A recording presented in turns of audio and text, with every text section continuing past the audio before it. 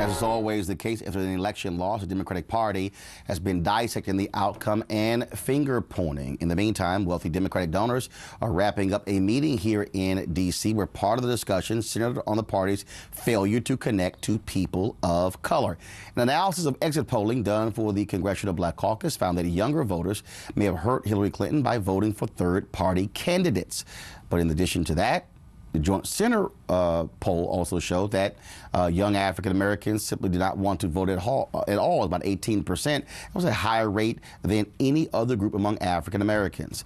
Let's break this thing down. We got multiple guests to do so over a couple of segments via Skype from New York. Terrell Starr, national political correspondent for Fusion.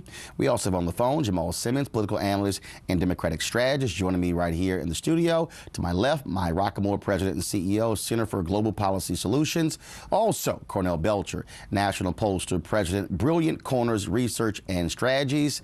Also, Dr. Greg Carr, chairman of the Department of Afro-American Studies at Howard University. Amber J. Phillips, co-director of Black, and Jim Wallace, public theologian, founding president of Sojourners. All right, folks, all glad to have all of you here. Cornell, I want to start with you because you also dealt with this in your new book as well. And that is in terms of, where we stand as a country in terms of the president. They talked about this whole issue of tribalism, us versus them. As I said, that train has left the station. But this is also a moment where white Democrats and white progressives are going to have to come to terms with their own issues, marginalizing black voices, ignoring them. You sat on this show and also on Tom Joyner Morning Show and consistently said to the Democratic Party, stop trying to run out there and chase white conservative women, stop throwing your money there, put your resources on the people who you know are going to turn out for you, and they ignored that advice. Well, we got to let go of the emotional tie, right? There is an emotional tie that seems to cloud our judgment here. So now the conversation in the Democratic Party is, well, we need to go after more, we need to spend more time and effort going after white voters, right? Like we're not already spending 80% of our time and effort going after white voters. It makes no strategic sense. When you look at a shrinking marketplace, so you got to spend the most money on broadcast, sort of an expensive vehicle for a shrinking marketplace that is growing even more resistant to you, not less resistant to you, because Hillary lost more white voters, garnered less white voters than Barack Obama. Barack Obama garnered less white voters than John Kerry. How you have this as a trend line heading down, so they're growing more resistant to you. And they're a shrinking market. Why not actually go after the lower hanging fruit? When you look at 6 to 9% of our younger voters of color voting third party, and we talked about this protest vote, this idea that he was a racist, it didn't automatically make them for her, so they protest voted. That's the low-hanging fruit that we need to go after, because if she had actually reached Obama's margins, that when you line up the data, their protest vote, if moved to Hillary, reaches Obama's margins. If she reaches Obama's margins with those voters, she's the president.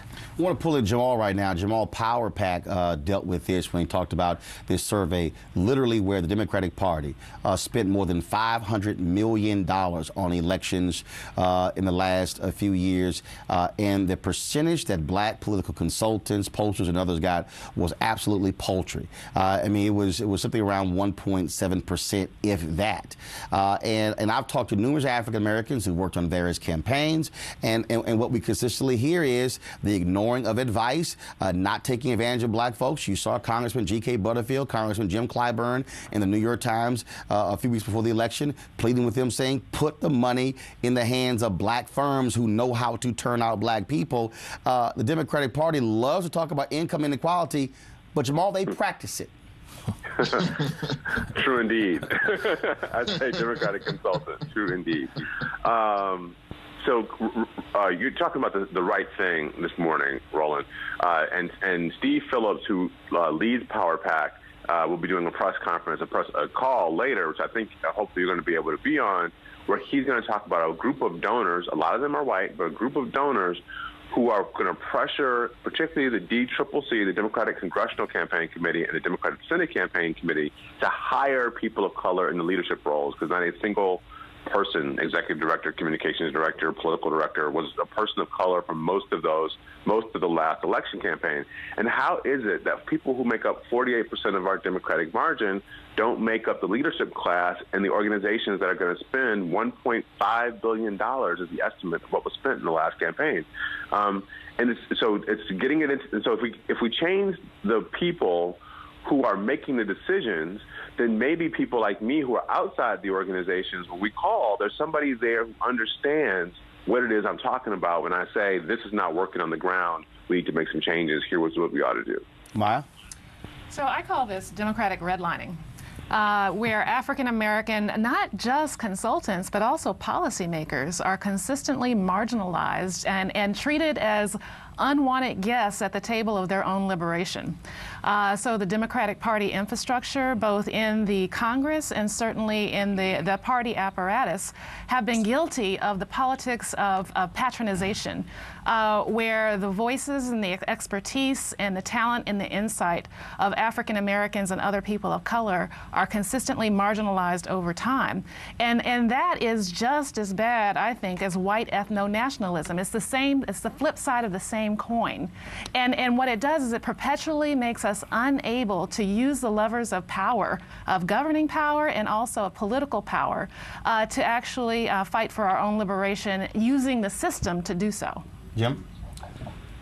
You know, it's great to be here this morning on TV1 because the media, which we've all been on, this is... Hold tight 1 second. I think we got an issue with your microphone. So, guys, can you all get Jim's mic? Greg Carr, go ahead with your comment. I was just going to say, you know, the kids who are marching out of high schools and colleges all around the country aren't really worried about Republican or Democrat.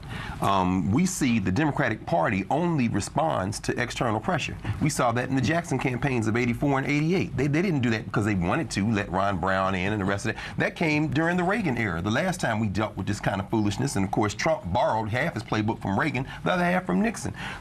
These movements really have groundswell from outside, and Correll, you can help me with this. Last data I saw, the percentage of the electorate that was black for this election was only about 1% off from the previous, from 2012. We had a more favorable electorate this cycle than we had for the Obama campaign.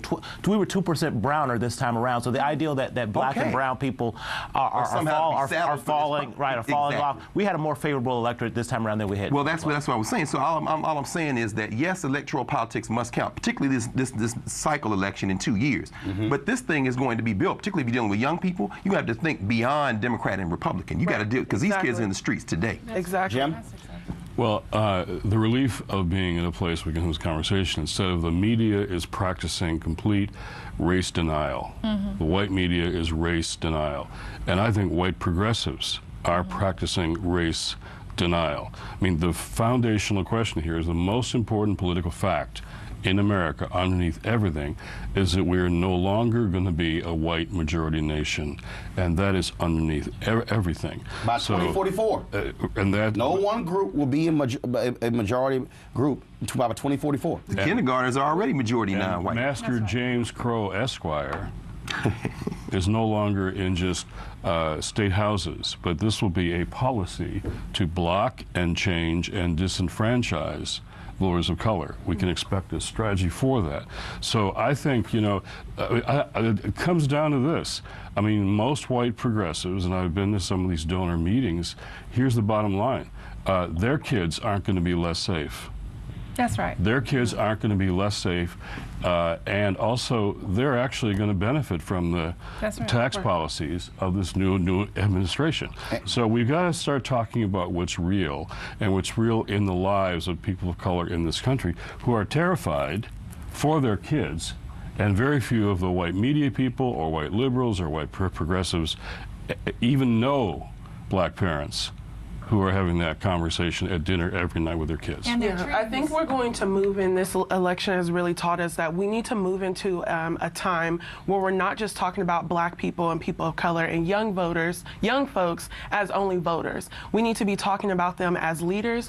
We need to be talking about them as the head of not only these field organizations, but the strategy behind our work, because it's not also enough to only talk about young people as participating in a protest vote. When their right to to vote an independent party, or what I'm hoping is putting our energy behind creating a new party that represents our interests, is our right to democracy. We're supposed to be voting for more than two options, and it's being made clear time and time again that we need that right to be legitimate and to be uplifted, and we need young people a part of setting the pathway to what does it look like to have another party and multiple parties that represent our interests, since the Democrats are a little late and behind the times at this point. I have a hard time disagreeing with you on that, except for, our forefathers made, and our grandmothers made very sophisticated political calculations, right?